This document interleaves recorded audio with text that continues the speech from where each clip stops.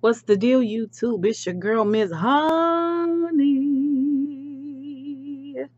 Coming to you guys with my third video of the night, which is Greenleaf. This is season 2, episode 2 of Greenleaf, and this episode is called Strange Bedfellows. Now, before we get into this review, I want you guys to go ahead and hit that subscribe button down below. Okay, join me. Become a member of my tribe. I promise you, you will not regret it. Okay? I go all out for my honeybees, and that includes you. Okay? Hit that thumbs up button. Leave me a comment down below. I want to talk about these characters. I want to talk about this narrative. What do you think about this season? Okay, let's get into it. Episode opens with Lady May and Bishop, baby, and they are and she got all of it. She got all of it out there for Bishop, and Bishop is, he is ready to get his sugar booger on. You know what I'm saying? They all snuggled up and smelling good, and she tells him Jacob is the movers are here for Jacob, and she wants Pastor to tell Bishop to tell Jacob about Pastor Skanks, because she feels like if he knows about Pastor Skanks, then he will not move. He won't become a part of Pastor Skanks' organization. But Bishop don't want to beg him to stay. And she snuggles up next to him. Oh, come on, baby. You just talk to him and tell him. And as he was trying to get on down in that snuggle booger a little bit more, that Kevin's baby cries, and she runs off to see about the baby. And Bishop said, "Where is that boy's father?" Okay, so there's a moment. Then we see Kevin looking at a photo of, he's in his little, he is single man hotel, and he looking at a photo of Charity and the baby. All right, and of course feeling a little shame and regret. Then we see Sophia and Zora, and they doing what teenage girls doing, swooning over this little fella that sings for the youth ministry over at Triumph. And Zora is schooling her, Sophia, about how to slide up into the DMs and let somebody know you interested in them. And they kikiing and laughing like they at a slumber party. In walks Grace, and she is listening at the door, so she knows that Sophia has a thing for Isaiah / Cutie Pie. So they have a little bit of conversation about that. Then we see Carissa and Jacob, and they talking. She's helping him get ready, get dressed, for the day, and he wants to put on a tie, and she's like, "No, don't put on that tie. You look more sexy, like with your shirt open slightly." And he's expressing his anxiety about, becoming a pastor in the parsonage and all of that. And why didn't Skanks tell me? Why would he just surprise me like that? And I'm gonna have a talk with him. And she, of course, is helping him out. And I'm going to see the parsonage today and getting him all styled up, and they having a conversation. Then we see the reporter, Darius Nash, who was played by Rick Fox, and he's walking alongside of Grace, and he wants to ask her for a date. Of course, she brushes him off because she feels like he's just there for the story, and she ain't trying to date nobody right now. She get in her office, there's an eagle on her desk. Well, evidently this is Lady May's way of telling her she wants to see her in her office. So Grace takes the eagle and heads down to Lady May's office, where Lady May and Bishop are there, and they talking about one, two, three things or another. And she says to her mother, "You rang." And she said, "Yeah, I want to tell you. I wanted to talk to you." And they go back and forth about how her putting the eagle on her desk is just easier than talking to her voicemail.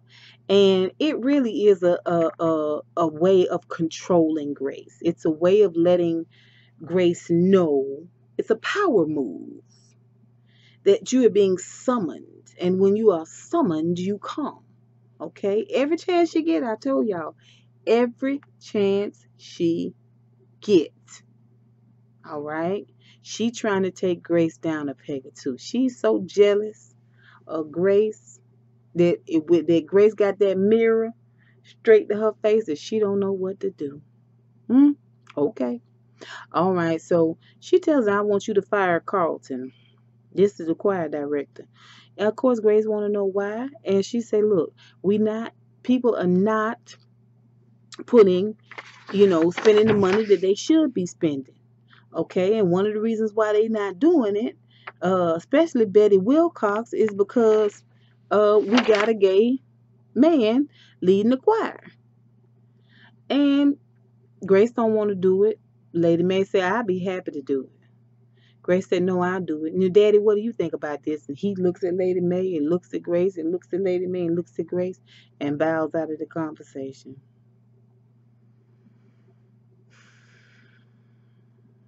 Okay. So then we see the Triumph Community Center, and Skanks is sitting there listening to somebody audition and sing horribly as far as I'm concerned. We see Jacob. Jacob comes in and sits behind him and hits him up with the agenda for the day, the things that he's going to be working on going forward.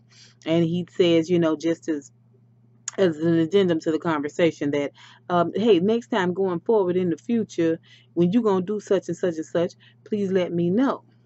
So Skanks gets up and walks out, and y'all, the way people walk to me says everything. Okay?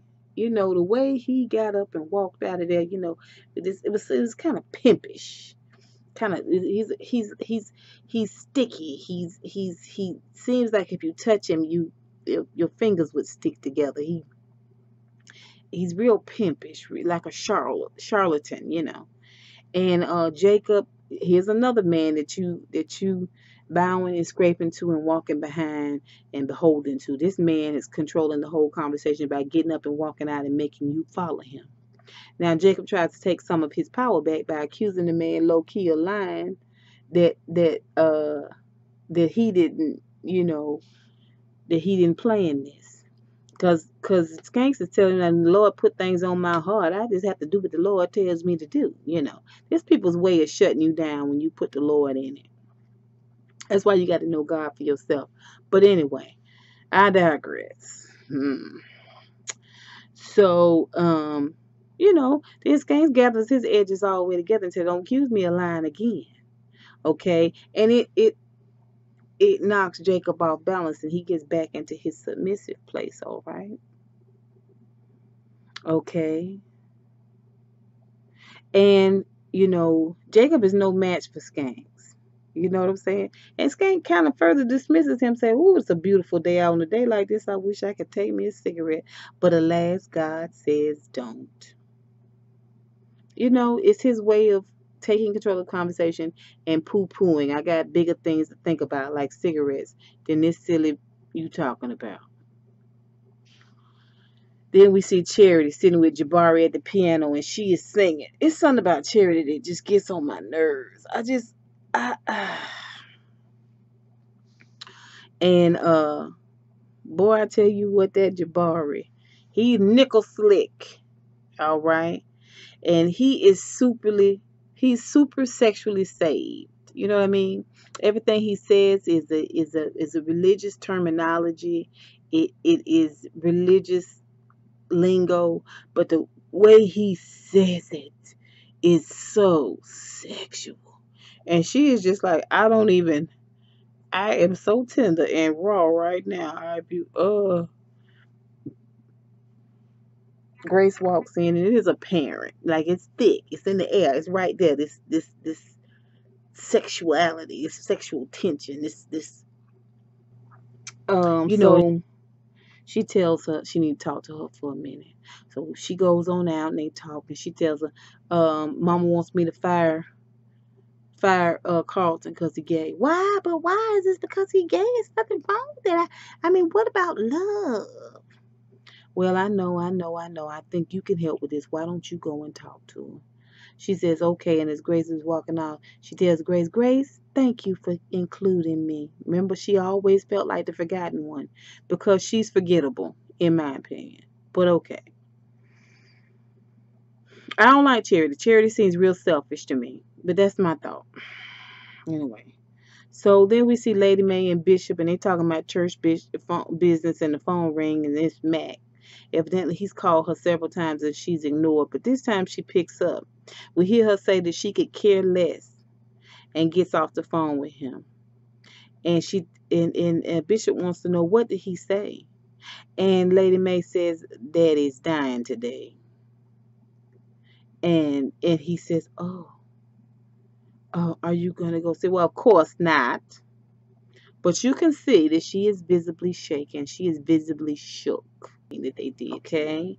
It's a moment. This is one thing about Greenleaf. Greenleaf is that the characters, they move from places where you despise them, you hate the worst, the most flawed, the most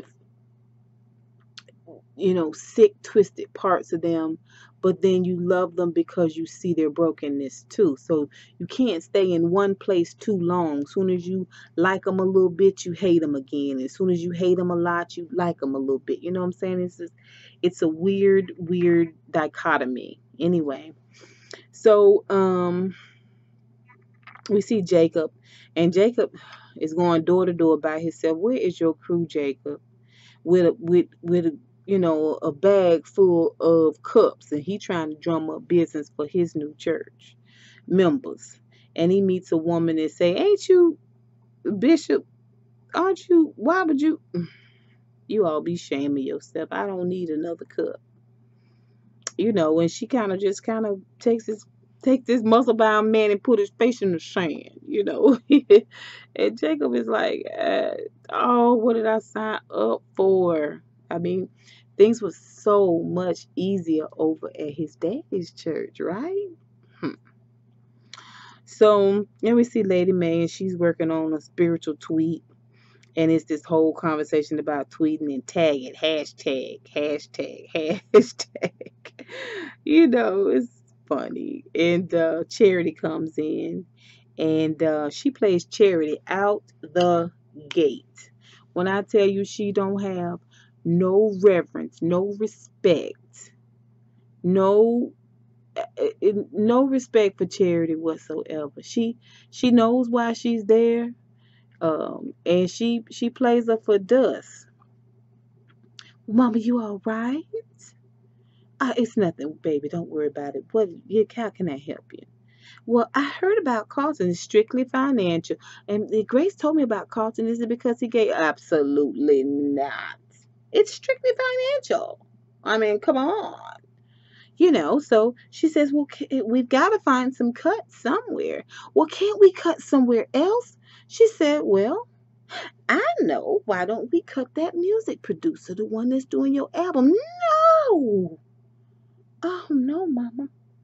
I can't. She said, well, I don't know. Charity says, Mama, please don't do this. She said, Charity, you and I both know when you came in the door, it's not up for discussion. And she pops her little collar and sends her right on out the door. No respect. Charity, you don't have no pull. None. She's like a little baby fart. Nobody even pays her any attention. Like, no, there's a slight smell, but we're not even sure. Isn't it cute? Woo, woo, woo. So she goes on about her business. All right. Then we see Zora and Sophia and at school, and Zora finds out that Sophia got invite to Isaiah's rehearsal later on that day. And we see Bishop, and he is at May's daddy's bedside, and he's praying over him and anointing his head, and talking to him, and May's daddy's got the presence of mind to say a couple of 2-3 things, mostly about May, and Bishop leans down and says, listen, do you remember Daryl James having a son? I know he had 2 daughters, but did he have a son? And at the time, right before he does this, Mac walks in the door, but Bishop don't know. And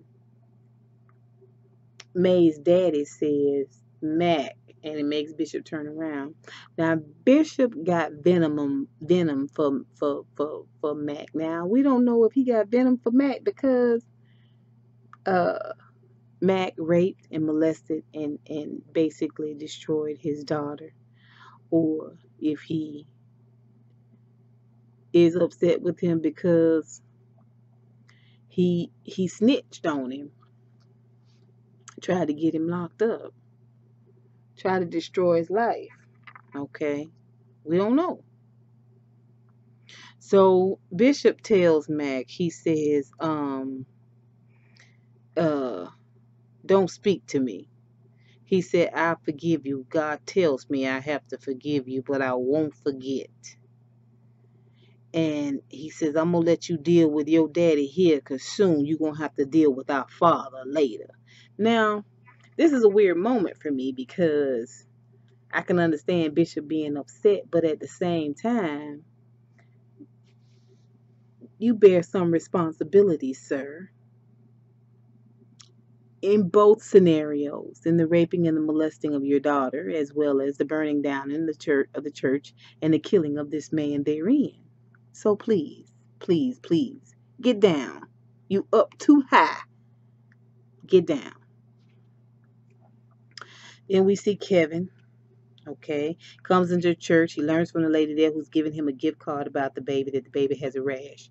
Of course, he is not sure what she's talking about, but he plays it off. All right, then we see Carissa. And Carissa is with the pastor's wife, Skank's wife, and they at the parsonage, which happens to be Skank's and his wife's old home.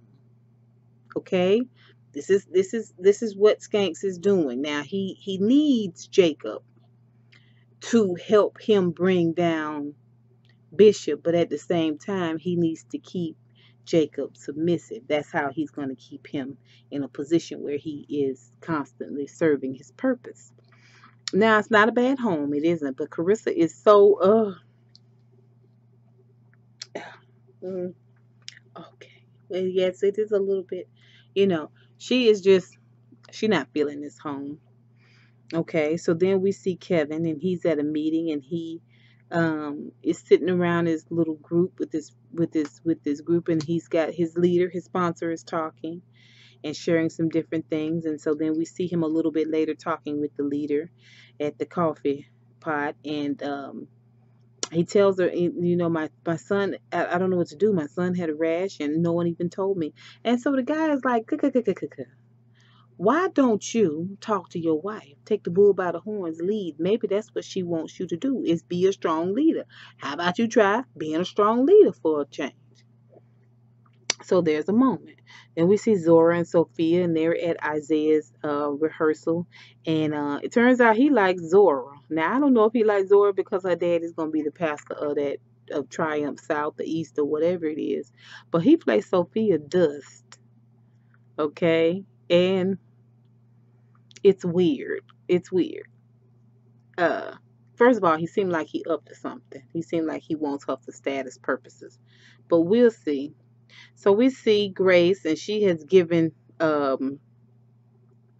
Nash a call, and she wants to talk to him, right? Because she has found out that Charity is not, like I said, she's selfish.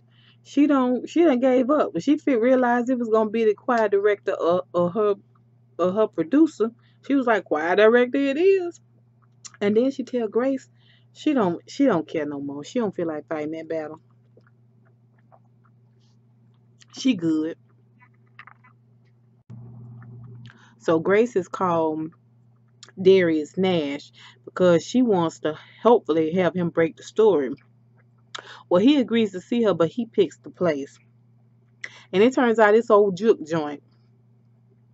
And instead of her having this whole conversation where she plots out a plan, she ends up dancing in slow wine, slow wine. She does eventually tell him why she's upset, why she called him, and they have this really great conversation about, isn't this the way it always is? Why do they, meaning the gay people, keep trying And she says it's something about the church, and people, it's something about church that people need something from that experience. And it's a good point, and it's a good moment. Okay, so then we see Bishop and Lady May, and she wants to know if he's talked to Jacob. And he gets upset. Let him go. Let him go. No, he needs to know about skanks. He gets up, he is mad. He said, you know what? This is how you always are. All right? Jacob don't have no talent, no anointing, and no balls. And Gigi, she you think she's got more talent what she did before you broke her spirit and made her leave? You jealous of her. And Lady May is like, what? She says Jacob needs to know the truth, or don't you care about your son? Well, he walks on out and leaves. Okay? So then we see Kevin. He bum brushes Charity, and she gets, and he tells her, you know, um, why you tell me about my son? And I didn't think it was that important. Where it is, my son is important to me, and I love him. I want to, you know. And baby cries, and she gets up to. He said, "No, I'll take care of my son." And he walks on off and goes in to take care of the baby. And she sits down and she's just like, I don't even know. Mm. Is it me or is it something different about Kevin tonight? Selfish. Selfish as hell. Then we see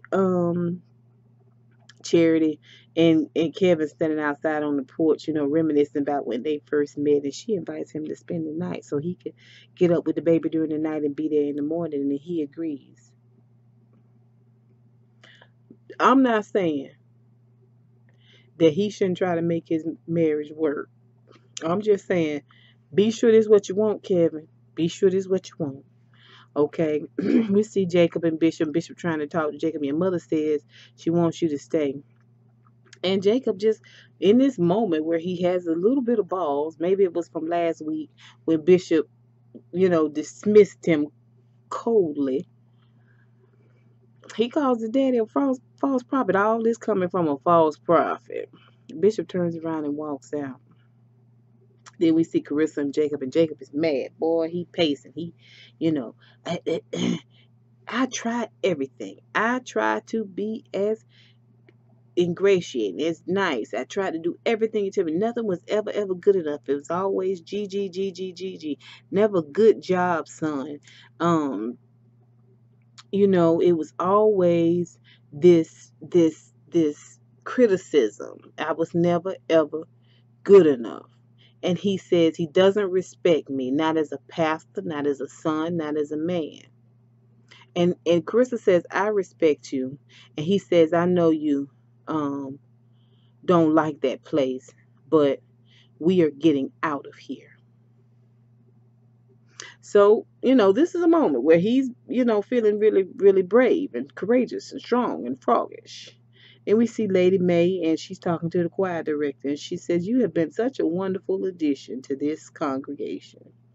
She says, and I would be glad to give you a personal reference. And his eyes drop. He already know what this is. He's been fired twice before. And he says to her, and she says to him, we got to do some cuts. Last hired, first fired. And he says, okay, that's fine. Let me ask you a question. Do you believe in gay marriage? Do you believe gay marriage is wrong? And she says, I believe in the Bible, and I believe what the Bible says about marriage. It's a typical response, right? And so, and he says, what about love and the seed of the scornful? And, he gives a couple of references, Bible references. And she says, listen, it's purely financial, but I do love it. It's purely financial. He said, that's fine. I understand that. But I'm going to tell you something. I do love you. I don't believe you, but I do love you. Okay. And and I pray for you. I pray for that broken. She goes, takes her eagle and goes down to to Grace's office. Now, and if Grace wasn't there, she was gonna leave that eagle, but she stands in the door and talks to Grace holding that eagle. And Grace says, I know, mother, I'm gonna fire him. She said, I just did. And Grace is like, what? And she said, look, you just like your daddy with all that hemming and hawing. All right. I takes the bull by the horn. And so then we see um Reggie and his husband, and they fixing the car and talking, and she goes to Grace, pulls up and she goes to talk to him. Of course the husband not feeling her, but Carlton understands. He just, he says, I know my people, they love you all week, and then on Sunday they want you back in the closet. I get it, I know, and I'm not gonna sue. And Grace says, okay. She said, but will you still come to church? It's a moment. Then we see Jacob on his way out. And he goes out and he sees his daddy. He loads up and he rides out, and all the family standing there on the steps like they at South Fork. And he pulls on off with the family in the Cadillac. When he gets to the gate, the guard's there in this big iron gate, and he looks back through that rearview mirror because he know now you got to work like you have never worked before. And it's a part of him that is regretting that frogginess. But then Carissa gives him a little hand, little arm, little shoulder, and he pulls on off. All right. So that is the absolute end of this episode of Greenleaf. It was a good episode. It wasn't as va va va boom as that first episode. But it was still a really, really good episode. We saw where Mac cried and wept over his father, and his father seemed to die right there. But we won't know until next week if Lady Mae decides to go and have a moment with her dad. We won't know until next week. Grace and this Nash character, I don't know where this is going. I don't know if we can completely trust him. Not sure. What's up with Kevin and Charity? Do you guys think that he is really, really wanting to come back and be a father and a husband? And how long before Lady Mae breaks? How long before Lady Mae breaks? Okay, guys, go ahead, and if you would, please hit that subscribe button down below. Remember to leave me some commentary, some comments. I'd love to know what your thoughts are about this episode, how you felt about the characters this week. We didn't see Oprah, but let me know. Also, please remember to give me a thumbs up. And until next time, honeybees,